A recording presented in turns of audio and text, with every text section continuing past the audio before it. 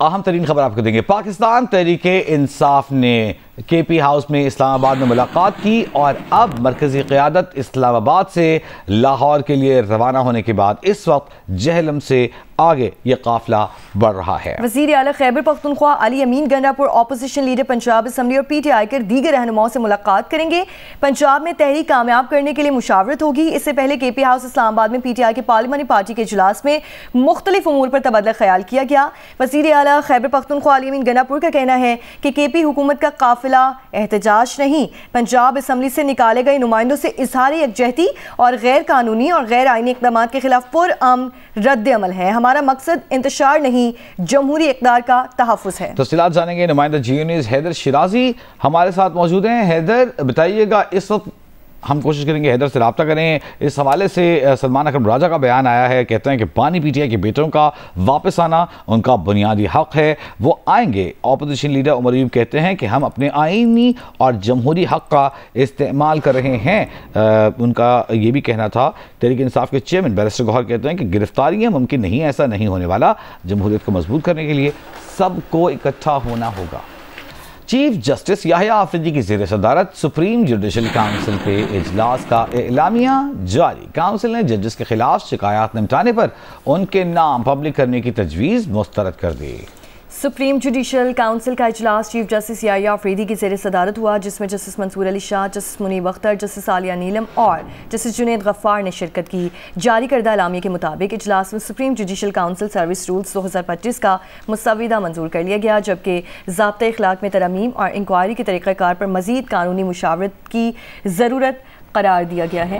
इजलास में आइन के आर्टिकल 209 के तहत दायर 24 शिकायत का जायजा लिया गया, जिनमें से 19 शिकायत को मुत्तफ़िक़ा तौर पर खारिज, जबकि 5 शिकायत को मौखर कर दिया गया। लाहौर में चीनी की होलसेल कीमत 179, जबकि परचून में चीनी 185 से 190 रुपए किलो तक फरोख्त हो रही है। मार्केट ज़राए का कहना है कि किल्लत के बाद चीनी मजीद महंगी होने का इम्कान है। जवाद मलिक तफसीलात देंगे। जी बिल्कुल, अब देख रहे हैं कि जो चीनी की कीमतें बढ़ी थी उसमें हमें मुसलसल इजाफे का रुझान नज़र आ रहा है। और इस वक्त हम ग्रीन टाउन बाज़ार में मौजूद है। यहाँ पर हमने जो होलसेल का रेट हमें मिला है वो 179 यानी 179 रुपये किलो है। और इस वक्त जो फ़रोख्त हो रही है यहाँ, चूँकि ये बड़ा बाज़ार है, यहाँ पर 185 रुपये। और जब हम अंदरून छोटी दुकानों पर जाते हैं, किराना स्टोर पर जाते हैं, तो वहाँ पर ये 185 से 190 रुपये किलो बिक रही है। दुकानदारों का ये कहना है कि हमें चूँकि होलसेल रेट 179 180 रुपये मिलती है, तो हम उसमें एक शॉपर डालकर और फिर अपना 4-5 रुपये मुनाफा रखकर ग्राहक को दे देते हैं। लेकिन इस हवाले से हमारी ट्रेडर से बात हुई तो उनका यही जो उन्होंने इम्कान ज़ाहिर किया है कि इस वक्त चीनी की किल्लत है। हमें शुगर मिल मालकान की तरफ से जो हमारे स्टॉक्स हैं जितने हमें चाहिए उतने नहीं मिल रहे, और आने वाले दिनों में खदशा है कि ये किल्लत बढ़ सकती है। अगर हुकूमत ने फौरी तौर पर दरामद का फ़ैसला ना किया तो आने वाले दिनों में चीनी कीमतों में किल्लत के साथ इजाफे की कीमत की इजाफे का इम्कान है। बड़ी हैरानगी की बात है कि कुछ अर्सा पहले यही ट्रेडर, यही शुगर मिल मालकान एक्सपोर्ट चीनी का कह रहे थे कि चीनी बाहर भेजी जाए। अब ये उल्टा शोर बचा रहे हैं कि चीनी बाहर से मंगवाई जाए। तो ये एक अजीब सी सूरत हाल है। बहुत शुक्रिया, बहुत शुक्रिया जवाब। लाहौर की सूरत हाल आपने जानी। क्वेटा को रुख करते हैं। क्वेटा की होलसेल मार्केट में चीनी की कीमत में बदस्तूर इजाफा रिकॉर्ड किया जा रहा है, जिससे शहरी परेशान है। मार्केट में चीनी की कीमतों में इजाफे की वजूहात क्या है? शहाब उमर वहाँ मौजूद हैं। शहाब, आज क्वेटा शहर में जो चीनी की कीमतें उसमें कमी नहीं आ सकी है। फ़ी किलो चीनी 1 से 90 रुपये तक फ़रोख्त की जा रही है, और शहर के बाज़ नवई इलाकों में 192 से 195 तक रुपये में भी दस्तियाब है, जबकि जो होलसेल रेट है 183 रुपये फ़ी किलो है। इस वक्त में मौजूद मस्जिद रोड पे यहाँ पे जो चीनी की जो होलसेल रेट है वो 183 रुपये में चल रही है। हमारी जब होलसेलर से बात हुई, उन्होंने बताया कि जो चीनी है वो सिंध के मुख्तलिफ़ शहरों से यहाँ पे सप्लाई की जाती है, और वहाँ से उन्हें महंगी चीनी मिल रही है। तकरीबन 180 रुपये और 181 रुपये तक उनको चीनी दस्तयाब है, और उसके बाद वो आगे जो रिटेल मार्केट है 183 रुपये में बेच रहे हैं। और उनका यही बताना है कि चीनी की कीमतों में आए रोज़ इजाफ़ा हो रहा है, और मुमकिन है कि आइंदा चंद रोज़ में मज़ीद इजाफा हो। जो महंगी चीनी ख़रीदने वाले शहरी हैं वो खासे परेशान दिखाई दे रहे हैं। उन्होंने हुकूमत से मुतालबा किया है कि चीनी की कीमतों के हवाले से इक़दाम करें, जो चीनी की कीमतें उस पर काबू पाया जाए ताकि उन्हें सस्ती चीनी मिल सके। जी चीनी सस्ती बरामद करके महंगी मंगवाने की तैयारियां हो रही हैं। टीसीपी ने 3 लाख चीनी बरामद करने के टेंडर तलब किए हैं। 18 जुलाई को पता चलेगा कि क्रशिंग सीजन से कबल जो चीनी पहुंचेगी वो किस दाम में आएगी। चीनी वालों ने आइंदा सीजन चीनी महंगी बेचने का जाल बिछा दिया है। रियाज एंडी तफसील बताएंगे। देखिए जी, सबसे पहले तो मैं आपको चीनी की रेट बता देता हूँ। होलसेल बाज़ार में आज चीनी की कीमत है 178 रुपये किलो। पीर को जब बाज़ार शुरू हुआ था तो रेट था 180 रुपये किलो। तो आज जो है वो तकरीबन 2 रुपये मार्केट नीचे आ चुकी है।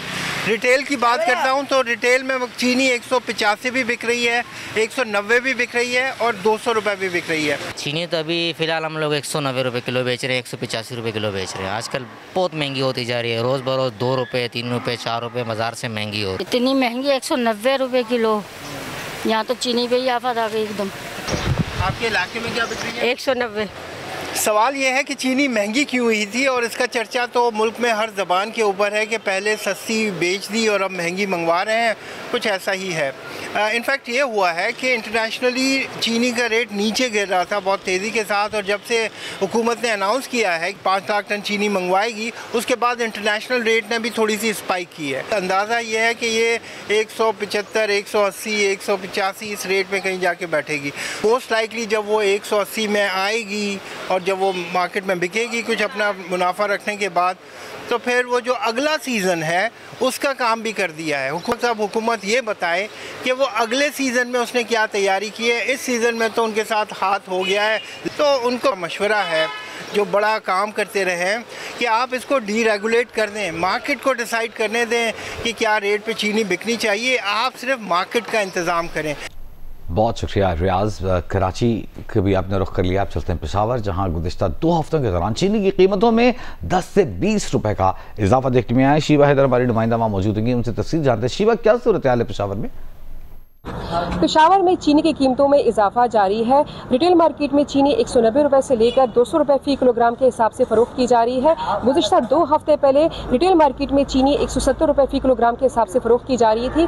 2 हफ्ते के दौरान चीनी की फी किलो कीमत में 20 रुपए का इजाफा हुआ है। इसी तरह होलसेल मार्केट में चीनी 179 रुपए फी किलोग्राम के हिसाब से फरोख्त की जा रही है। दुकानदारों का ये कहना है कि पंजाब से चीनी की सप्लाई कम हो रही है, जिसकी वजह से चीनी की कीमतों में इजाफा होता जा रहा है। दूसरी जानिब शहरियों से हमारी बात हुई तो शहरियों का ये कहना था कि चीनी की कीमतों में कमी लाने के लिए हुकूमत को ठोस इक़दाम उठाने चाहिए ताकि उन्हें रिलीफ मिल सके। जी, excise, taxation and anti narcotics department Balochistan और पाकिस्तान नेवी ने मुश्तरका कार्रवाई में 10,000 गैर मुल्की शराब और बियर्स की बोतलें बरामद कर ली हैं। जब्त की गई खेप की मालियत बैनुल अक़वामी मार्केट में तकरीबन 35 करोड़ रुपए बनती है। शराब समुद्री रास्तों से पाकिस्तान में स्मगल की जा रही थी।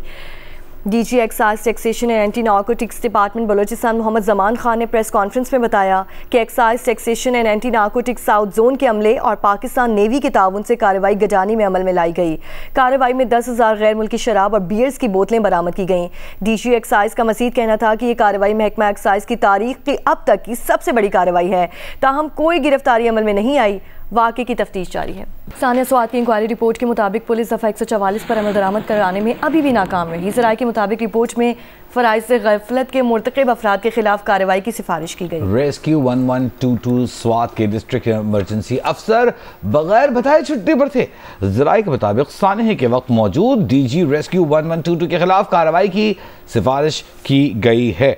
और हम इस पर तफसील जानेंगे। ब्यूरो चीफ जीनिस पेशावर शकील फरमान अली हमारे साथ मौजूद हैं। शकील, ये तो बड़ी संगीन रिपोर्ट सामने आई है। जी बिल्कुल, रिपोर्ट तो आ गई और इसमें मजीद इंकशाफात भी हैं और ये बताया गया है कि डिस्ट्रिक्ट इमरजेंसी ऑफिसर स्वात जो है रेस्क्यू 112 के वो जो है बगैर बताए छुट्टी पे थे। और पुलिस के हवाले से जो है भी बताया गया है कि पुलिस दफ़ा 144 पर सही तौर पर अमल दरामद कराने में नाकाम रही है और स्वात में दफ़ा 144 सही तरीके से उस पर अमल दरामद करवाना पुलिस का काम था और पुलिस ने FIR काटने में भी कमजोरी दिखाई है। रिपोर्ट में फ़राइज़ से गफलत के मतलब सरकारी एहलकारों और अफसरान की निशानदेही की गई है और इन महकमों में ज़िले इंतजामिया, महकमे आबाशी, बल्दियात और रेस्क्यू 1122 शामिल हैं।